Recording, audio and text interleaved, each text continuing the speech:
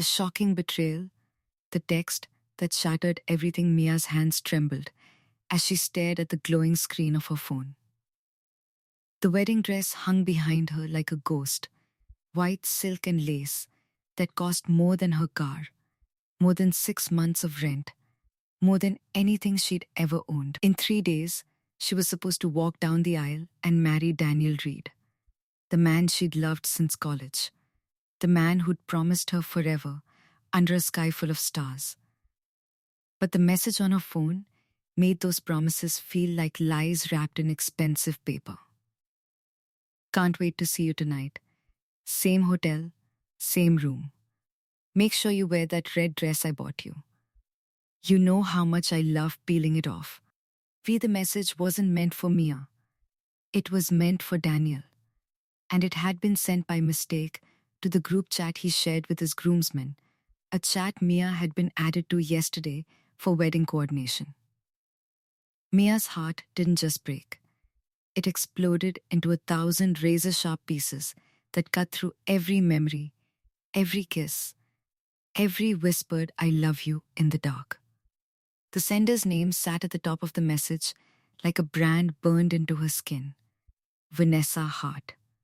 Vanessa, her maid of honor, her best friend since freshman year, the woman who'd held her hand through her mother's funeral, the woman who'd helped her pick out this very wedding dress. When trust becomes poison, Mia's vision blurred, but she refused to cry. Not yet, not when rage was burning hotter than grief in her chest.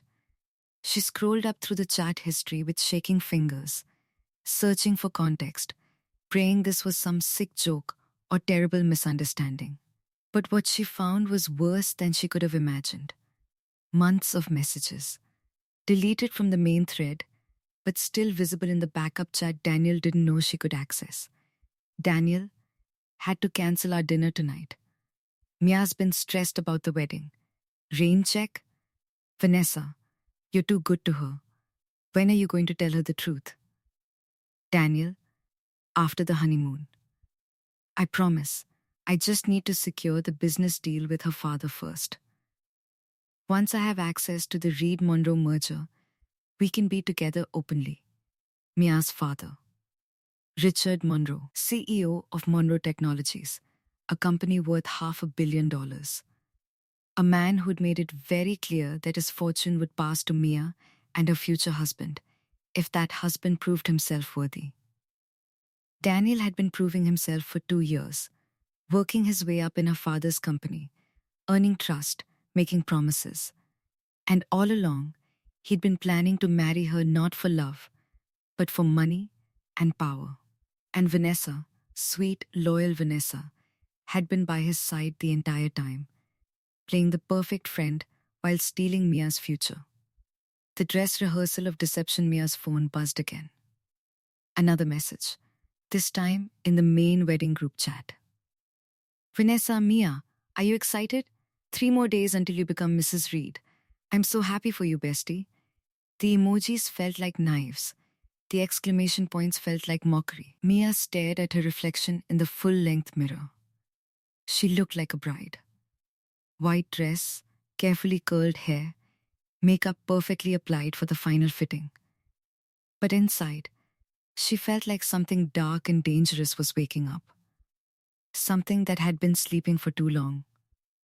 She'd always been the nice girl, the people pleaser, the one who smiled and forgave and tried to see the best in everyone. Her mother had raised her to be kind, to be gentle, to believe in love. But her mother was dead. And the 2 people she trusted most in the world had betrayed her in the cruelest way possible. Maybe it was time to stop being nice. Mia's fingers hovered over her phone keyboard. Every instinct screamed at her to confront them, to rage and scream and demand answers. But something stopped her. A cold, calculating voice in the back of her mind that sounded nothing like her usual self. If you confront them now, they'll deny everything. They'll make excuses. They'll turn it around on you. Daniel will charm your father. Vanessa will cry and play victim. And you'll end up looking like the crazy, jealous fiancé. But if you wait, if you play along, if you let them think they've won, you can destroy them both. The mask of the perfect bride Mia took a deep breath and typed a response in the group chat. So excited I can barely breathe. Thank you for being the best maid of honor anyone could ask for, V. I honestly don't know what I'd do without you. She watched the 3 dots appear as Vanessa typed back. Aw, you're going to make me cry. Love you so much. Can't wait to celebrate you and Daniel. He's so lucky. Mia's smile didn't reach her eyes, but she held it in place as she took a selfie in the wedding dress and posted it to the chat. Final fitting done. This dress is perfect. Everything is perfect. I'm the luckiest girl in the world. Daniel's response came quickly. You're going to take my breath away, baby. I can't wait to see you walk down that aisle. I love you more than anything. Mia read the message 3 times, memorizing every lying word. Then she opened her laptop and began to research. Not wedding venues or honeymoon destinations, but something else entirely. Private investigators. Lawyers specializing in prenuptial fraud. Digital forensics experts who could recover deleted messages and document infidelity. And most importantly, how to systematically dismantle someone's entire life without them seeing it coming. The woman in the shadows, Mia, wasn't stupid. She knew she couldn't do this alone. She needed help. Someone who understood betrayal. Someone who wouldn't judge her for what she was about to do. Someone with the skills and connections to make this revenge airtight. She thought of her father's associate, Marcus Chen. He was a corporate attorney with a reputation for being ruthless in negotiations and absolutely loyal to those he considered family. He'd known Mia since she was 12, had attended her mother's funeral, had always treated her like a daughter. More importantly, he despised Daniel. She'd seen it in his eyes at family dinners, the way he watched Daniel with barely concealed suspicion, the way he'd once told her father that Daniel Reed was too smooth, too calculated, too hungry. Her father had dismissed the concerns. He's ambitious, Richard had said. That's what I want in a son-in-law, someone who'll fight for this family's legacy. But Marcus had never stopped watching, never stopped questioning. Mia picked up her phone and dialed his private number. He answered on the second ring. Mia, everything all right? It's late. Uncle Marcus. The childhood nickname came easily. I need to see you. Tonight. And I need you to not tell my father. There was a pause. Then, where are you? My apartment. But Daniel might come by. Can we meet somewhere else? I'll text you an address. Be there in an hour. And Mia? His voice softened. Whatever this is about, I'm on your side. The tears finally came then, hot and angry and bitter. But Mia wiped them away quickly. She had work to do. The first move the address Marcus sent was for a private office building downtown, the kind that didn't advertise its services and required a key card just to enter the lobby. When Mia arrived, Marcus was waiting in a conference room on the 20th floor, city lights glittering behind him like a constellation of possibilities. He took one look at her face and poured 2 glasses of whiskey from a crystal decanter. Talk to me. Mia handed him her phone, watched his expression harden as he read the messages, scrolled through the evidence, pieced together the betrayal. When he finally looked up, his eyes were steel. How long have you known? 4 hours. And you came to me instead of confronting them. Because I want to destroy them, Uncle Marcus. I want them to lose everything. And I want them to never see it coming. A smile ghosted across Marcus's face, not cruel, but satisfied. Like he'd been waiting for this moment. Good girl, he said quietly. Your mother would be proud. She always said there was fire in you, just waiting for the right moment to burn. He pulled out a leather notebook and uncapped an expensive pen. Here's what we're going to do. You're going to marry Daniel Reed in 3 days, exactly as planned. You're going to smile and say your vows and dance at the reception. And you're going to make him believe he's won. Mia's eyes widened, but because Marcus continued, his voice sharp with strategy, the prenup your father insisted on has a very specific clause. If the marriage is annulled or ends in divorce within the first year due to infidelity, fraud, or deception, Daniel loses everything, including any stake in Monroe Technologies. But the clause only activates after the marriage is legal. Understanding dawned like cold sunlight, so I need to marry him first. Exactly.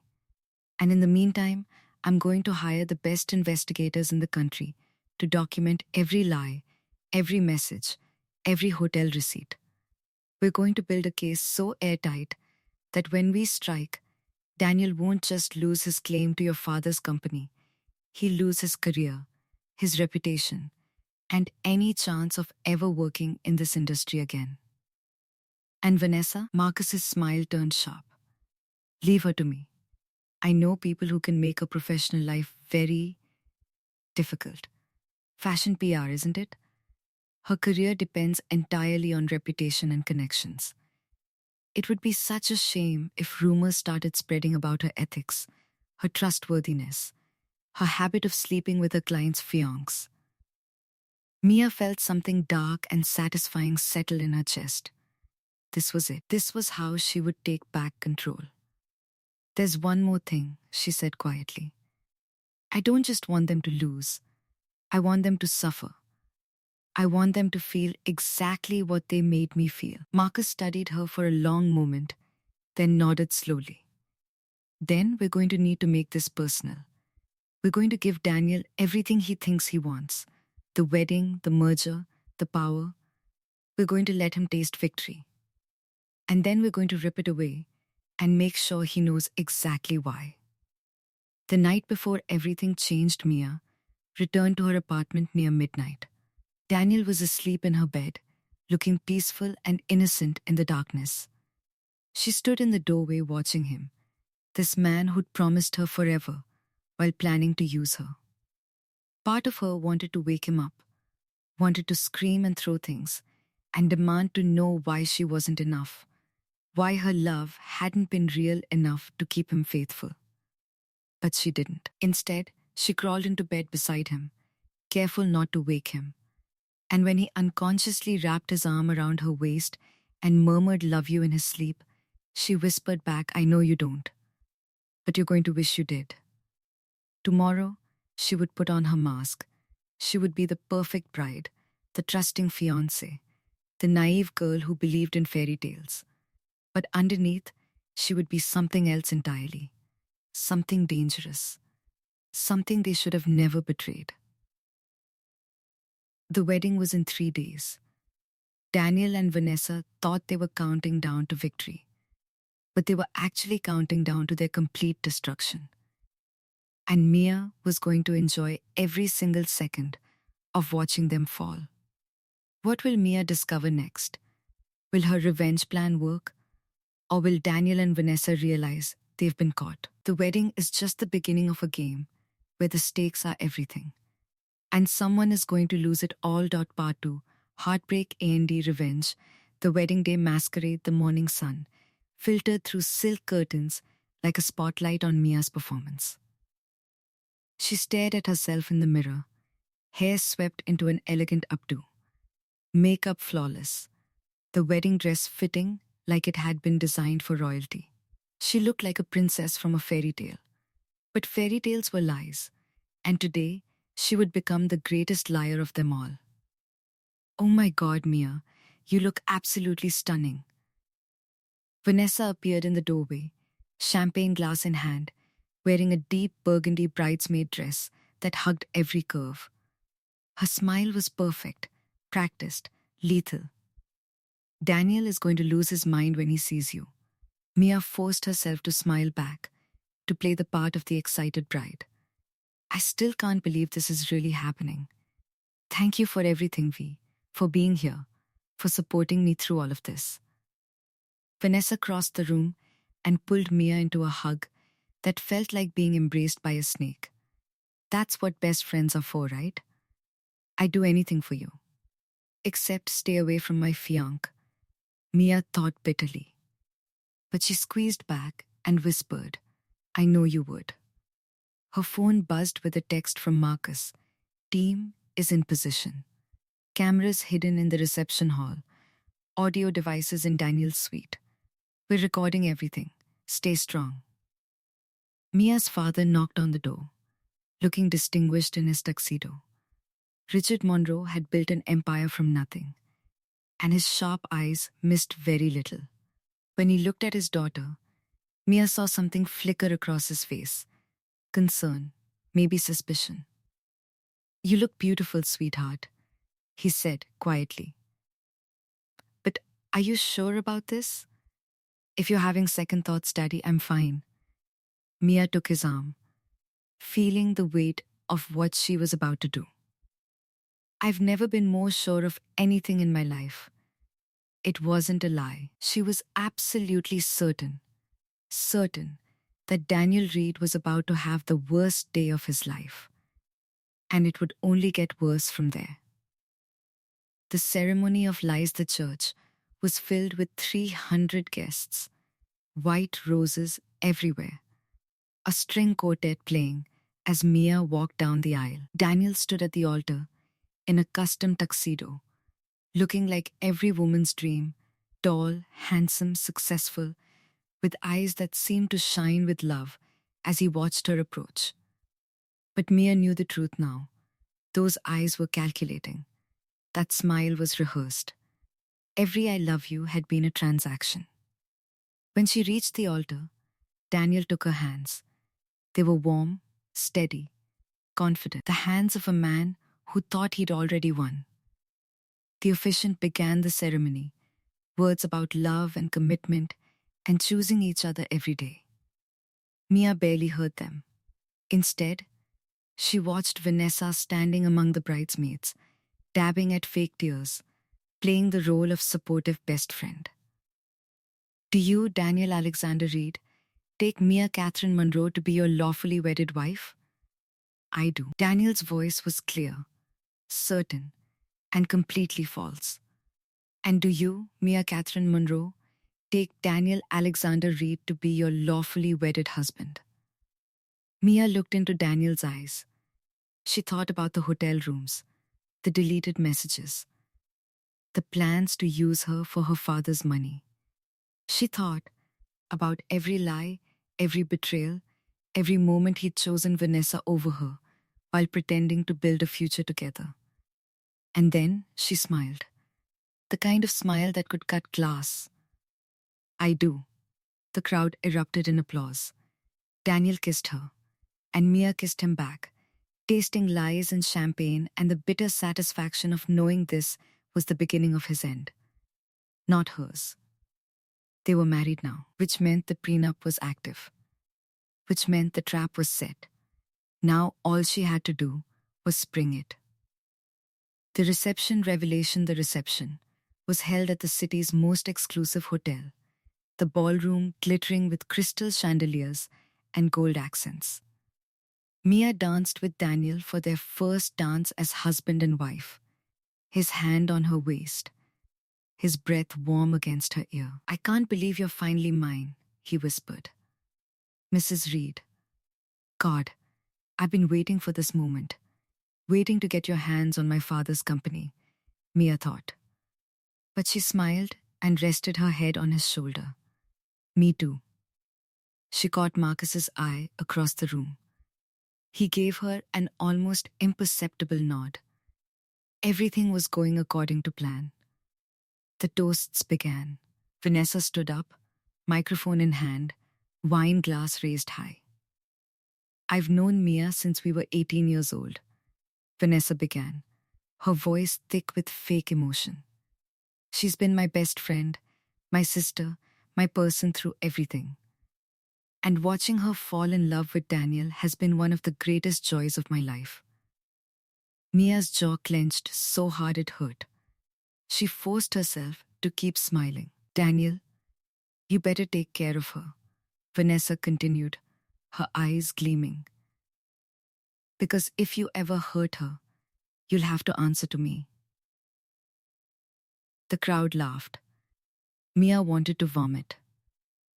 But she raised her glass along with everyone else and drank deeply, letting the champagne burn down her throat like liquid courage. When the toasts ended, Daniel excused himself to take a phone call.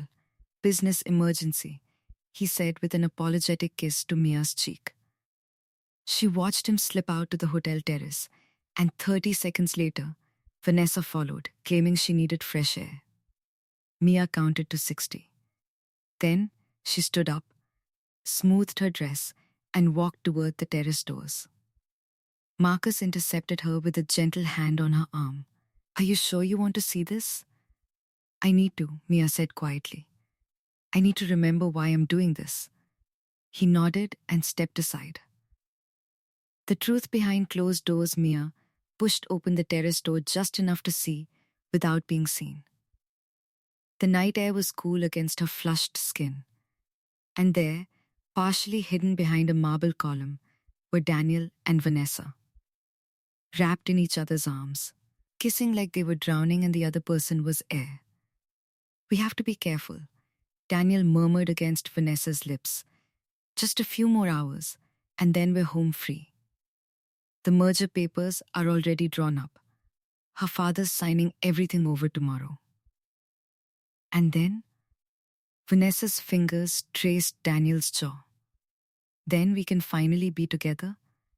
No more pretending? Then, I'll wait a few months, file for divorce citing irreconcilable differences, and walk away with everything. Monroe Technologies, the investment portfolio, the real estate holdings. We'll be set for life, baby. You and me. What about Mia? Daniel's laugh was cold, cruel, nothing like the warm sound he'd made during their vows. What about her? She's so desperate to believe in love that she'll probably blame herself. Probably think she wasn't good enough.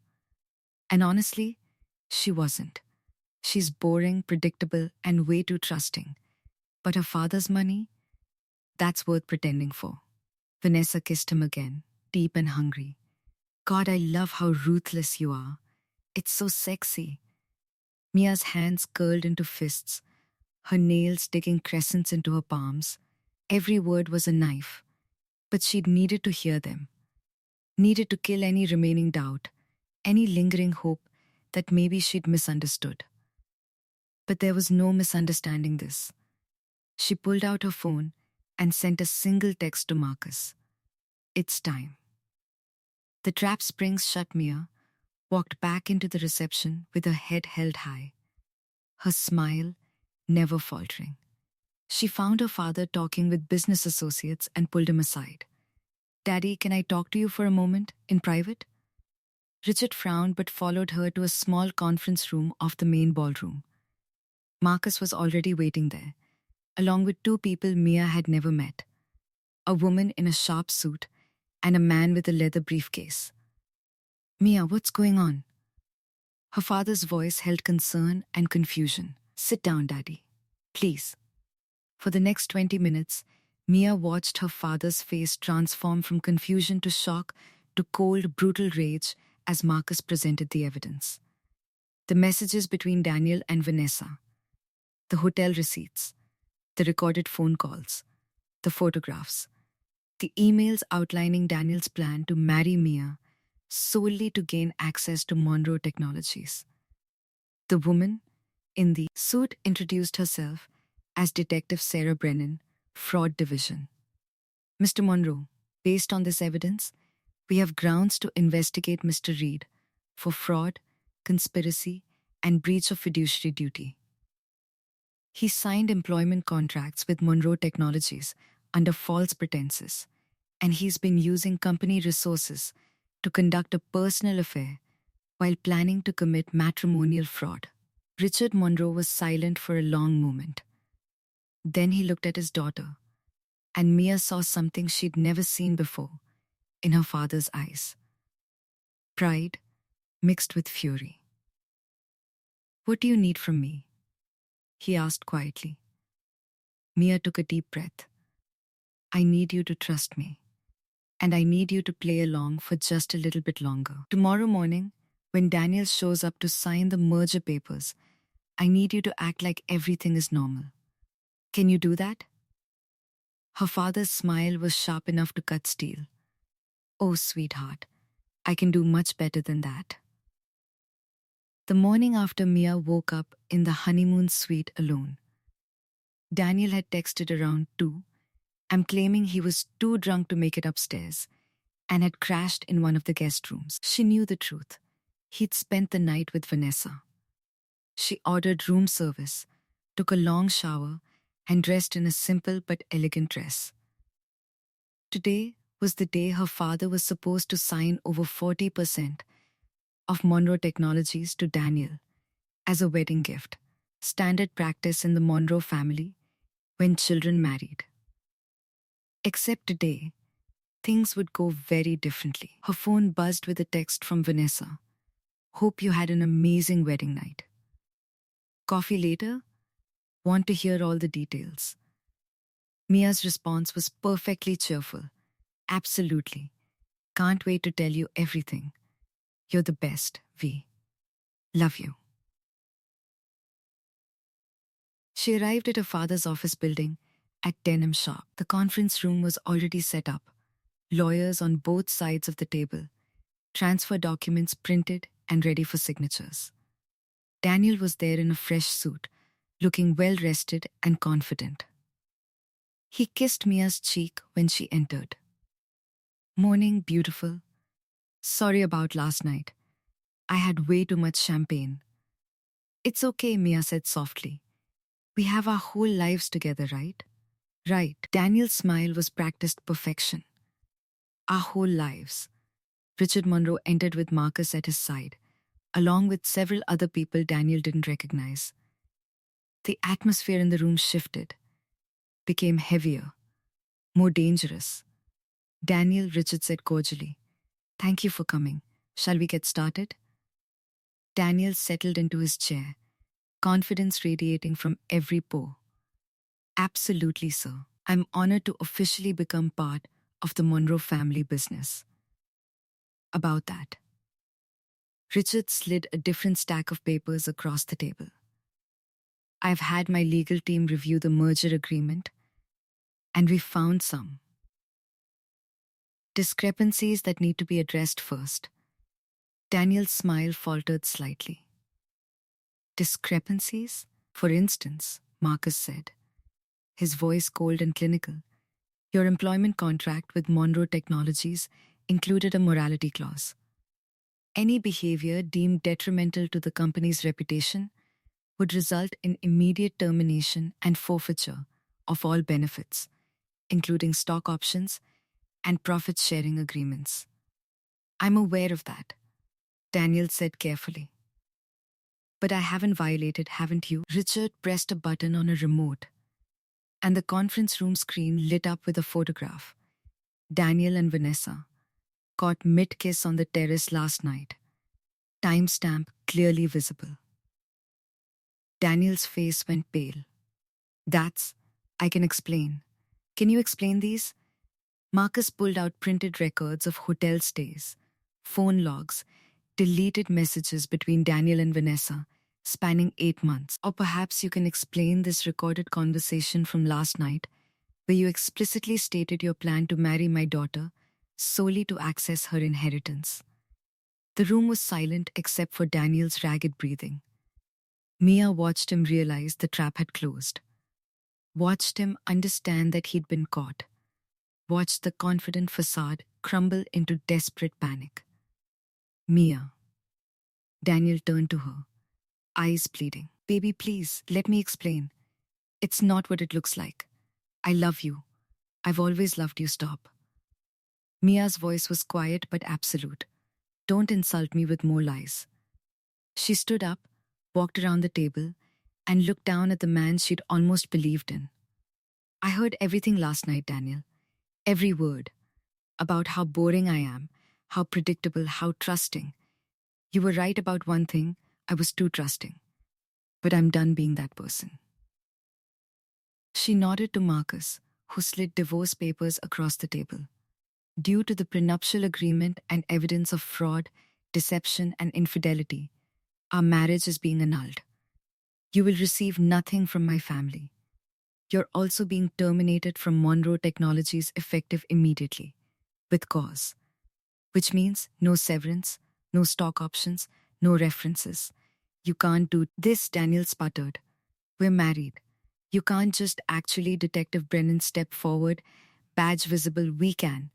And Mr. Reed, you're also under investigation for corporate fraud. We'll be in touch. Daniel's eyes darted around the room, looking for an escape, an ally, anything. But there was nothing. He'd played the game and lost everything. What about Vanessa? He asked desperately. Does she know? Did you tell her? Mia smiled, a real smile this time, sharp and satisfied. Oh, she's finding out right now. Daniel's world is crumbling, but Mia's revenge isn't finished. What's happening to Vanessa? And what final twist does Mia have planned that will ensure neither of them ever forgets what they did? The ultimate payback, Vanessa's reckoning across town. Vanessa Hart was having the worst morning of her life, and she didn't even know the worst part yet. She'd woken up in her apartment, still wrapped in the warm glow of last night's stolen moments with Daniel. They'd been so careful, so clever. Mia had no idea. The perfect crime, the perfect victory. She was scrolling through social media, admiring the wedding photos that had already been posted, when her phone rang. Her boss, Patricia Hendricks, CEO of Luminous PR, the most prestigious public relations firm in the city. Vanessa, we need you in the office. Now. The tone made Vanessa's stomach drop. Is everything okay? Just get here. Conference room A. Don't talk to anyone on your way in. 30 minutes later, Vanessa sat in a glass-walled conference room surrounded by HR representatives, Patricia, and the company's legal counsel. On the table in front of them were printed photographs, Vanessa and Daniel at various hotels, restaurants, in his car. Dates and locations meticulously documented. What is this? Vanessa's voice came out higher than she intended. Patricia's expression was ice. This is the end of your career, Miss Hart. We've received an anonymous tip along with extensive documentation, proving you've been conducting an affair with the client's fiancé, now husband. Daniel Reed's wedding was one of your managed accounts, wasn't it? Vanessa's mouth went dry. That's personal. It has nothing to do with my job, doesn't it? The legal counsel slid forward a contract. You signed a code of ethics agreement when you joined this firm. Specifically, Clause 7, Paragraph 3, employees will not engage in personal relationships with clients, their families, or their romantic partners, as such relationships create conflicts of interest and damage the firm's reputation. Daniel wasn't technically my client. The Monroe family was. Semantics. Patricia's voice could have frozen fire. You attended Mia Monroe's wedding as her maid of honor, while sleeping with her fiancé. You used your position of trust to betray a client. Do you have any idea what this does to our reputation? Vanessa felt panic rising in her chest. Please, Patricia. I can explain. Daniel and I were in love. We were going to tell Mia after the wedding. We just needed time. Patricia's laugh was bitter. According to these records, you've been in love for 8 months. 8 months of lying to a client, of using insider access to facilitate an affair, of betraying every principle this company stands for. The HR representative spoke up. Miss Hart, effective immediately, you're terminated for cause. You'll be escorted from the building. Your access cards and company equipment will be confiscated. And given the nature of your termination, we will not be providing references. No. Vanessa stood up, chair scraping back. No, you can't do this. I'm one of your best publicists. I've brought in millions in revenue, and you've cost us a major client and damaged our reputation irreparably. Patricia's eyes were hard. The Monroe family has already pulled their account and informed 3 other major clients about your behavior. We're doing damage control, and that starts with removing you from this company. Security appeared at the door. Vanessa looked around wildly, searching for sympathy, for understanding, for anything. But there was only cold professionalism and the consequences of her own choices. As she was escorted out, past co-workers who stared and whispered, Vanessa's phone buzzed. A text from an unknown number. Karma is a patient friend. She waits for exactly the right moment to strike. Did you really think I wouldn't find out? Did you really think there would be no consequences? You took something that wasn't yours. Now you've lost everything that was. Sleep well, V. You'll need the rest for what comes next. Vanessa's hands shook so badly, she almost dropped her phone. Mia knew. Mia had always known. And somehow, that was infinitely more terrifying than she'd ever imagined. The public unraveling by noon, the story had spread through their entire social circle like wildfire through dry grass. Daniel Reed, Golden Boy business prodigy, exposed as a fraud and philanderer.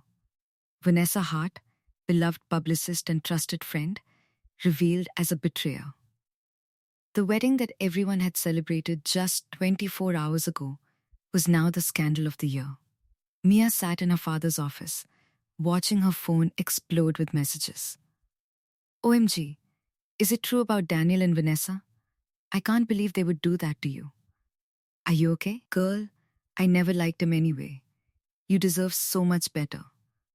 Need anything? Wine? Ice cream? Help hiding a body? She didn't respond to any of them.